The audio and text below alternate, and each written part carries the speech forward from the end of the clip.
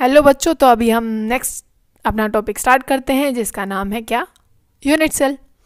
चलो, अब आपको आज थोड़ा सा सोचना पड़ेगा कि क्या चीज़ कैसे होती है और आप कैसे सोचेंगे।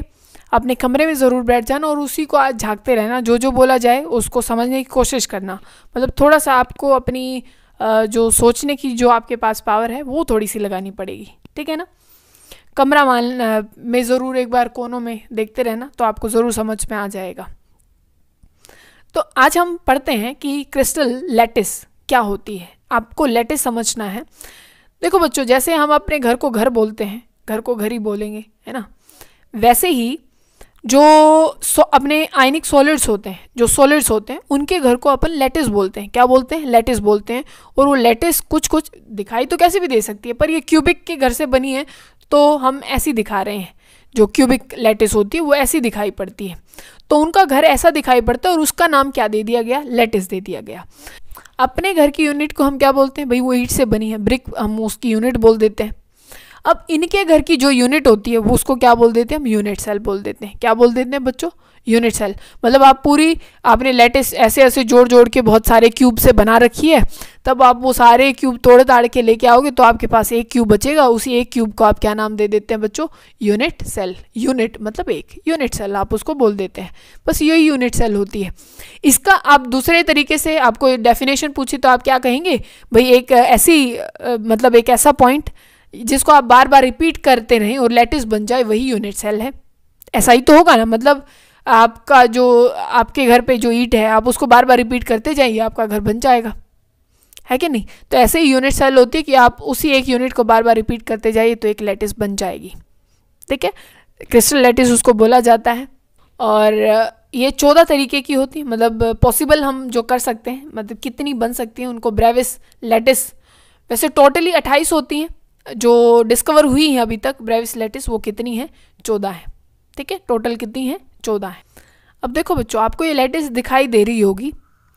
एक होता है जो लैटिस में, यूनिट सेल में एक सिंपल क्यूबिक लैटिस होती है। सिंपल क्यूबिक लैटिस, उसमें क्या है? सिंपल जो क्यूबिक लैटिस होती है उसमें आपको मान लो एक क्यूब, आप सिर्फ एक पे ध्यान देंगे और उसमें क्या हो रखा है कि सिर्फ कोनों पे एटम रखे हैं।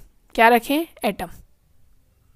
मतलब आपके पास क्यूब है और वहाँ सिर्फ आप अपने कमरे को एज्यूम करें और कमरे में हर कोने पे एक सेब रख दिया गया। आप ये मान लीजिए, आप अपने कमरे को ध्यान से देखें, कोने कितने हैं आपके कमरे में? कितने कोने हैं? गिनिए एक बारी, कितने हो गए? ये 1 हो गया, 2 हो गए, 3, 4, ये 5, 6, 7 और 8 कोने होंगे। तो आपके रूम के हर कॉर्नर पे एक क्या रख दिया गया है? सेब रख दिया गया है।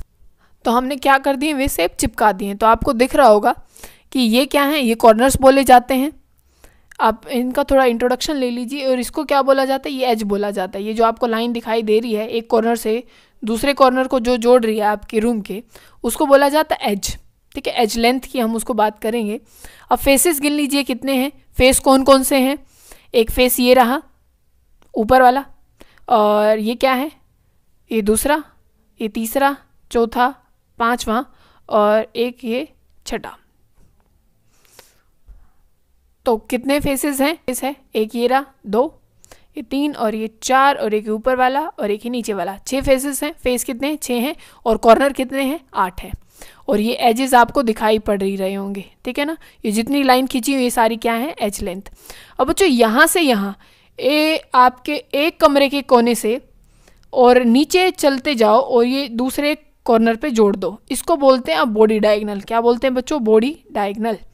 मतलब एक कोने से एक कुछ रस्सी लटकाओ और उसको उठा के पकड़ के और दूसरे कोने पे चिपका दो अपोजिटली। तो ये क्या होता है? Body diagonal. क्या होता है? Body diagonal. और अगर फेस कौन सा होता है? आपके एक कमरे का फेस कौन सा है, या इस क्यूब का फेस कौन सा है? ये पूरा का पूरा ये क्या है? एक फेस है। ये एक फेस है। तो अगर इसके एक कॉर्नर से और ये नीचे वाली उसी के अपोजिट फेस वही है तो उसको आप क्या बोलेंगे? फेस डायगोनल, ठीक है ना। मतलब एक आपको ये आपका रूम का बिल्कुल फ्रंट दिखाई दे रहा होगा, ये फेस दिखाई दे रहा है, तो इसमें इस कॉर्नर पे लो और यहाँ से ऐसे पकड़ के खींच लाओ तो ये क्या है, फेस डायगोनल है। पर एक कॉर्नर से और अपोजिट कॉर्नर में नीचे उतार लाओ तो वो बॉडी डायगोनल होता है। तो आपको कॉर्नर पता होने चाहिए, एज पता होना चाहिए, आपके जो रूम के हैं या क्यूब के हैं उसके फेस पता होने चाहिए, बॉडी डायगोनल पता होना चाहिए और फेस डायगोनल पता होना चाहिए। ठीक है ना। तो आपने पूरे घर का टूर ले लिया होगा। अब देखो ये क्या है, ये लेंथ है जो आप ये ए दे रखा है, ये बी दे रखी है और ये सी दे रखी है। अब ये ऐसे क्यों, आप फिक्स्ड आप मान सकते हैं, आप अपने मर्जी से भी मान सकते हैं। ये जो एंगल बना रखे हैं कि एक अल्फा है, एक बीटा है और एक गामा है, इनको बोलते हैं इंटरफेशियल एंगल। इंटरफेशियल मतलब दो फेसेस के बीच का, दो फेसेस के बीच का, जो फेसेस के बीच में जो एंगल होता है, जो फेस हैं उनके बीच का जो एंगल होता है उनको क्या बोलते हैं हम, इंटरफेशियल एंगल। तो ये जो फेस है इनके बीच में जो एंगल है उनको क्या बोला जाता है, इंटरफेशियल एंगल। जो हम किसे रिप्रेजेंट कर रहे हैं, ए के सामने अल्फा और बी के सामने बीटा, सी के सामने ये गामा। तो जो फेसेस के बीच में जो एंगल होता है वही क्या होता है, इंटरफेशियल एंगल्स होता है। इंटरफेशियल एंगल उसको बोला जाता है। एक आपके पास हमने क्या बोला था कि सिंपल यूनिट सेल होती है। सिंपल यूनिट सेल में क्या, सिंपल यूनिट सेल में आपको क्या करना है, सिर्फ जो सेब रखने हैं वो अपने रूम के कॉर्नर्स में रखने हैं। हर रूम के किस में रखने हैं, कॉर्नर में रखने हैं। आपने रखा, हर रूम के कॉर्नर में एक सेब रख लो, आपने रखा। अब क्यों रखा है, ये क्यों रखे गए हैं, अब उसको ध्यान से समझना। आपको करना क्या है, अब आपको ये डिसाइड करना है कि कंडीशन ये लगाई गई कि भाई आपको ये जो सेब रखा है, आप एक कॉर्नर को मान के चलें, ये जो सेब रखा है आपको इसका वही हिस्सा मिलेगा, आपको इसका वही हिस्सा मिलेगा जो आपके रूम में क्या होगा, आपके जो रूम में आपके हिस्से आएगा वही आपको मिलने वाला है। अच्छा, और किसके पास जाएगा, ये पूरा सेब आपको नहीं मिल रहा तो ये किसको मिलने वाला है। कंडीशन ये लगाई गई कि जो भी आपके रूम की जो दीवारें हैं उस कॉर्नर से जो भी अटैच होगा, उस कॉर्नर से आपके जो रूम का जो कॉर्नर है उससे जो भी अटैच होने वाला है सबके पास बराबर बराबर हिस्सा जाएगा इस सेब का। ठीक है, मान लीजिए आपके जो रूम का कॉर्नर है उससे सिर्फ एक तो ये आपका रूम और एक किसी और का रूम, तो आधा सेब आपके पास जाएगा, आधा किसी और के पास जाएगा। अगर क्या है, आपके इस रूम के कॉर्नर से अगर 4 जुड़े हैं, मतलब एक आपका खुद का है, एक किसी और का है, एक कोई और आ गया, एक मतलब 4 जुड़े हैं, तो वो सेब कितने हिस्सों में डिवाइड हो जाएगा, 4 में। अब आपको क्या देखना है कि आपके इस रूम के कॉर्नर से कितने और कमरे जुड़े हुए हैं, तो सेब का बंटवारा उतने हिस्सों में ही होगा, तो आपको उतना ही मिलेगा। अब इसको ध्यान से देखना, थोड़ा सा अपना दिमाग लगाना। मान लीजिए ये आपका कमरा है, ये वाला, और ये आप उस सेब की बात कर रहे हैं। तो इस कमरे पे देखो, एक तो आपका रूम ये है, एक तो ये आपका खुद का रूम, एक ये वाला रूम इससे जुड़ा है, एक ये पीछे वाला रूम इससे जुड़ा है, एक ये पीछे वाला, 4 तो ये हो गए। 4 हो गए कि नहीं हो गए, एक ये, 2, 3 और ये 4। अब बच्चों इतने ही रूम क्या होंगे, ऊपर की तरफ भी होंगे। इतने ही रूम क्या हैं, ऊपर की तरफ होंगे कि नहीं होंगे। एक यहाँ पे बना लो, एक ये बना लो, तो कितने रूम हो गए। एक यहाँ इस साइड भी तो होगा ना, इस साइड भी होगा, तो कितने रूम टोटल आपके रूम से जुड़े हुए हो गए, 8 रूम। इस रूम पे इस कोने से आप किसी भी कोने पे ले लीजिए, आपके किसी भी रूम के एक कोने से कोई 8 रूम और जुड़ सकते हैं, मतलब आपका खुद का भी और 7 और। तो आपको उस पूरे सेब में से कौन सा हिस्सा आपके हिस्से में आने वाला है, 1/8, क्योंकि 8 और है ना, 8 और हैं। तो इतने ही आपके रूम में कितने सेब रखे हुए हैं, कितने हैं, 8 थे, क्योंकि 8 कॉर्नर हैं, 8 कॉर्नर हैं, और आपको हर सेब से कितना हिस्सा मिला, 1/8, और टोटल सेब कितने रखे हुए, 8। तो आपको टोटल कितना सेब मिल गया, ऑल ओवर 1।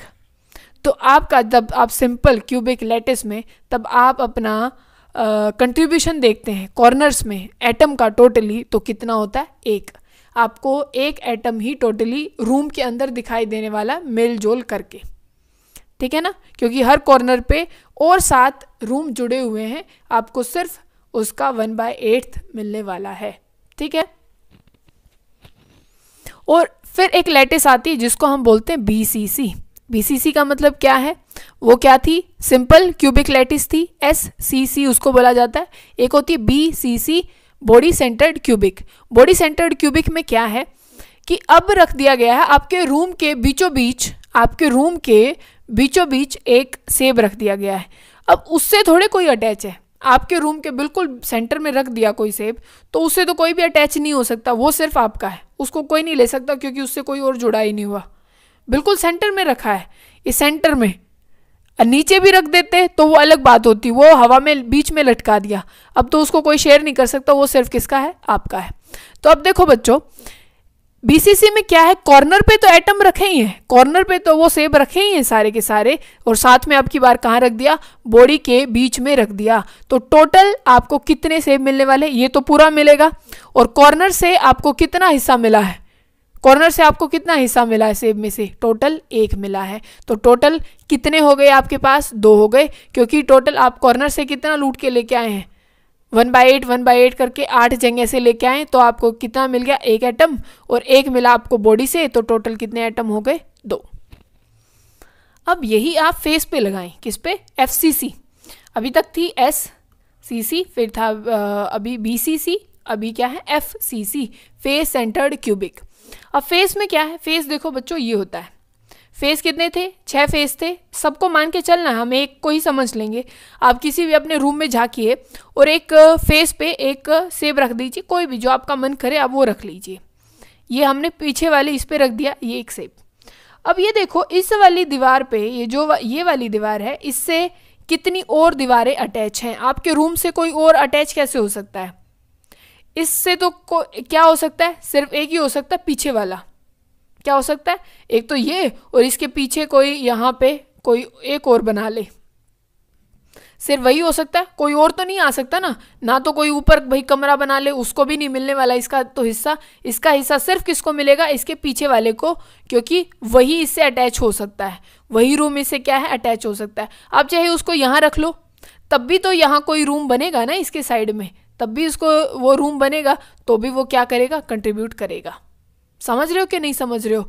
तो तब भी आप फेस पे कोई चीज़ रखते हैं, आपके रूम के फेस पे तब भी आप कोई चीज़ रखते हैं, तो उसके बगल में एक चीज़ और आ सकती है।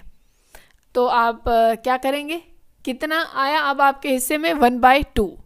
कितना आ गया, 1/2। और कितने फेस हैं, 6 फेस हैं, हर जगह से कितना लूट के लाए, 1/2। तो टोटल कितने हो गए, टोटल कितने हो गए, 3 हो गए। कितने हो गए, 3, क्योंकि आपने कितनी जगह से, ये 6 जगह से कितना करके लाए हैं आप, 6 जगह से कितना करके लाए हैं, 1/2। तो टोटल एटम कितने हो गए बच्चों, 3। और यहाँ भी क्या है, FCC में भी कॉर्नर्स पे तो देखो पक्का रखे ही रखे हैं, कॉर्नर पे तो आपको रखने ही रखने हैं, साथ में आपकी बार किस पे रखे, फेस सेंटर्ड पे भी रखे गए। तो इसी वजह से वो क्या है, वो क्या हुई, FCC, मतलब किस में है, फेस के सेंटर पे भी रखे गए हैं और कॉर्नर पे भी रखे गए। तो 3 तो किससे आए, FCC से, और 1 क्यूबिक जो अपना क्या था, सिंपल क्यूबिक से, मतलब कॉर्नर से। तो टोटल एटम कितने हो गए, 4, और बॉडी में कितने हो गए, 2, और सिंपल वाली में कितना हो गया। टोटली ऑल ओवर आपको याद क्या रखना है कि सिंपल क्यूबिक में इसको Z बोलते हैं हम, जो कंट्रीब्यूट होता है जितना मिलता है। टोटल कॉर्नर कितने हैं आपके पास, 8 हैं, आपको मिला कितना है, 1/8 मिला है। सारा का सारा ऑल ओवर कितना हो गया, 1 हो गया।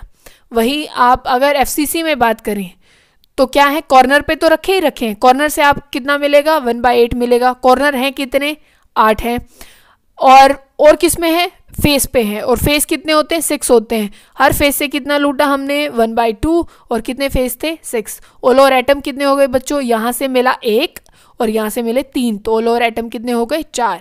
वहीं आप BC से निकालें, BCC से हमने क्या किया था भाई, BCC में एक तो वो कॉर्नर पे रखे गए और एक बॉडी में रखा गया, बॉडी वाला किसी से शेयर कर ही नहीं रहा, तो कॉर्नर पे रखे थे तो 1/8 मिला, और 8 ही कॉर्नर थे, तो हमें क्या मिल गया, एक तो कॉर्नर से मिला और प्लस में एक टोटली बॉडी से मिला, तो और कितना कंट्रीब्यूशन, 2। तो FCC में जो BCC में है वहाँ पे Z का नंबर